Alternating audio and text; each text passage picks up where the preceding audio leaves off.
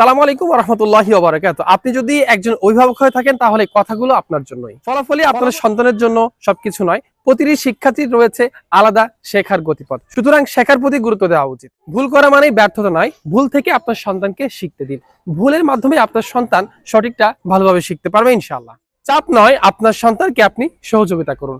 আমাদের ছোট ছোট কবলমতি শিক্ষার্থীরা যারা কেবল প্লে নার্সারি 1-এ পড়ে, তাদের উপরে আপনি এমন প্রেশার ক্রিয়েট করেন যে তাকে A+ পেতে হবে, ফুল মার্ক পেতে হবে। এটি করবেন না।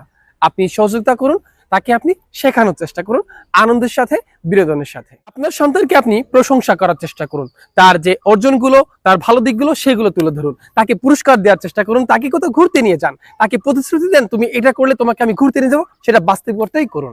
আপনার স্বপ্নকে আপনার সন্তানের উপরে চাপিয়ে দিবেন না।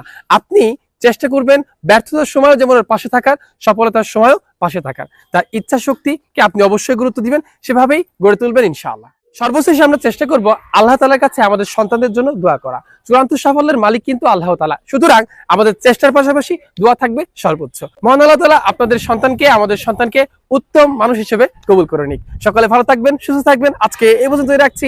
ভিডিওটি কেমন লাগলো জানাবেন অবশ্যই। ভালো লাগলে অবশ্যই ভিডিওটা শেয়ার করে দিবেন। আসসালামু আলাইকুম ওয়া রাহমাতুল্লাহি ওয়া বারাকাতুহু।